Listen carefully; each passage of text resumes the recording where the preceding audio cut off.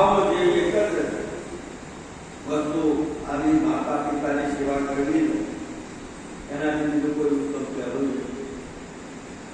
હમણાં સુંદર એક વાત કરી તમારા સંજીવનની મર્યાદાથી ઈશ્વરની આરાધના કરીને એવું રામકૃષ્ણજી આ વચ્ચે જે વજાનો શું થાય તો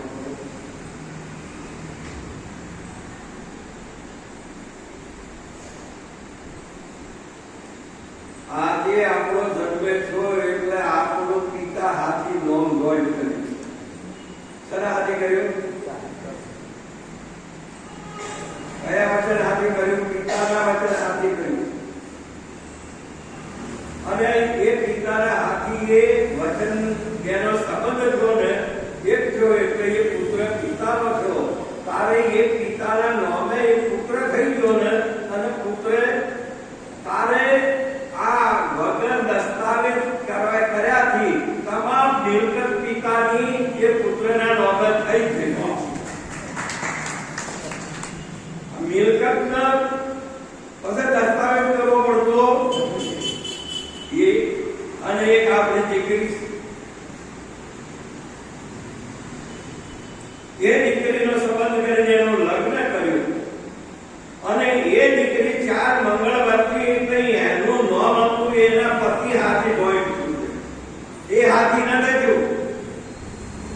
સર હાથી જોશે શું વર્યા વચને વર્યા શું વર્યા તો વર્યા તો હાથ શું મેરો દાદા સંગમાં એક થયો વર્યા એટલે બીજું શું કહેવાય.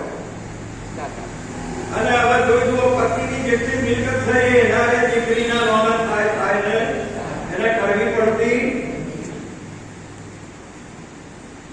અને જે ગુરુના ચરણમાં જઈ અને જે ગુરુ મહારાજના વચને મળ્યા છે એ તમામ ગુરુનું સર્વસ્વ છે એ એના નામ એ ચોક્કસ છે એનું થાય ને માટે જે સાચી વસ્તુ છે વરવાનો શબ્દ ખાલી બોલવાનું ભાષે થઈને બધા બોલે ને વચને મળ્યા હવે આપણે આ વચને મળેલા બધા બેઠેલા તમે ગુરુના ચરણમાં અને તમે જે પિતાના વચને મળ્યા છે ત્રણ સીમાઓ વધી આ વચનની આપણી એક વ્યવહારિક સત્ય અને એક પ્રમાણિક સત્ય અને મહાપુરુષે આ વ્યવહારિક સત્ય એ બે વચનની ભૂમિકા આવી.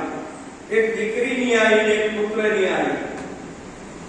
હવે પુત્રની જ્યારે પિતાના નામે થાય ને એટલે આ વિશ્વની અંદર બધા પુરુષો છે પણ પિતા કોણ થાય? જેના નામે આવ્યો એને પિતા કહેવાય. અને એનું સર્વસ્વ એને મળે તેમ આપણે આ બધા મહાપુરુષો કે જે વચને ભર્યા અને એ કોઈ બી જગ્યાએ જો કોઈ એનું નામ પતિના નામના હાથી હોય ને એ વચને ભરી ચૂક્યા છે.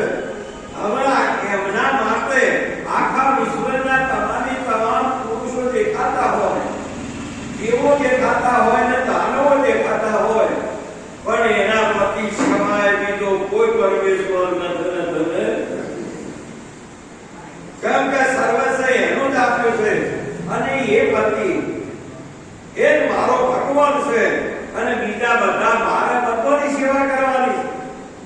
પણ મોટા એટલા પિતા સમાન ને નાના એટલા ભાઈ સમાન આવો એનો પવિત્ર વ્યવહાર છે ને તો આ વિશ્વની અંદર એના હોમ્યા કદાચ કદી આ દુનિયાની ગમે તે આપત્તિ થાય ને તો એ આપત્તિ એ જાતો અહીં હારી જાય છે અને આ એ વચન એ ભર્યા છે એનો વિજય થાય નહીં થાય છે. બાપ આવો આપણો હોવો જોઈએ.